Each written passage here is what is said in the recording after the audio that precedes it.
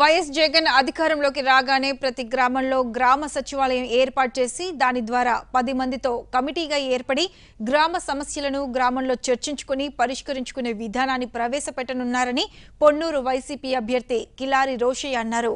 బాబొస్తే job వస్తుంది అన్నారని కానీ ఒక్కరికి కూడా జాబ్ రాలేదని, జగన్మోహన్ రెడ్డి అధికారంలోకి వచ్చిన వెంటనే గ్రామంలోని సమస్యలను గ్రామస్తులే పరిష్కరించుకునే విధానాన్ని ప్రవేశపెట్టబోతున్నారని ఆయన చెప్పారు. కిలారి ఎన్నికల ప్రచారంలో ఆయా గ్రామాలలోని యువకులు, కార్యకర్తలు, నాయకులు, మహిళలు హారతులిచ్చి ఘనంగా స్వాగతం పలికారు. వైఎస్ఆర్ కాంగ్రెస్ పార్టీ వ్యాన్ గుర్తుపై ఓటు వేసిన మిమ్మల్ని అందరూ కూడా కోరుతా ఉన్నా.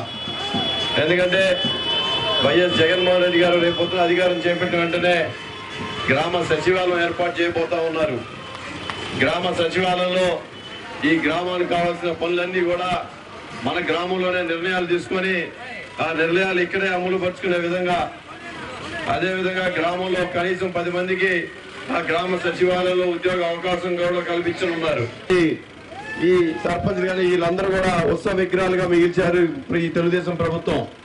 కానీ రేపు వచ్చే జగనన్న రాజ్యంలో, రాజన్న రాజ్యంలో గ్రామంలోనే ఈ అధికారులన్నీ ఉంటాం, గ్రామంలోనే దీనికి సంబంధించిన పనులన్నీ చేసుకునే అవకాశం ఉంది. కాబట్టి దయచేసి గ్రామ సచివాలయం ఏర్పాటు చేసిన వెంటనే గ్రామ అభివృద్ధి పథకం ప్రకారంగా అందరూ కూడా ఈ గ్రామ అభివృద్ధి చేసుకోవడానికి పాటుపడవచ్చు.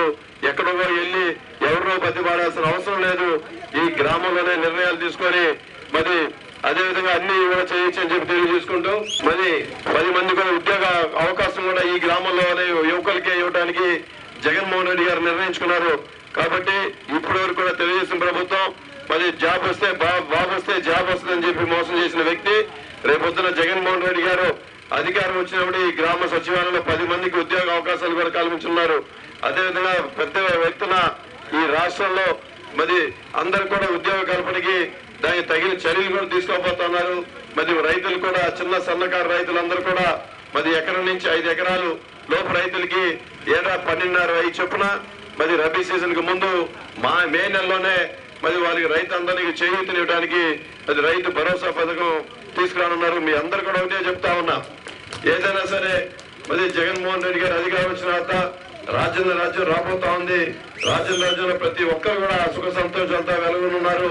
మరి అదేవిధంగా నవరత్నాల ద్వారా ప్రతి ఇంటికి కూడా మరి సంక్షేమ పథకాలు అందించి మీ అందరు కూడా తోడ్పాటు చేయనున్నారు. కాబట్టి ఈ రేపు జరగబోయే ఎలక్షన్స్ లో ఫ్యాన్ గుర్తుపై ఓటేసి అటు పార్లమెంట్ సభ్యుడు మోదుగురు వేణుగోపాల్ రెడ్డి గారికి, ఇటు అసెంబ్లీ మంత్రిగా నాకు ఓటేసి అత్యధిక మెజార్టీగా గెలిపించవలసిన మేము అందరినీ కోరుతా ఉన్నా.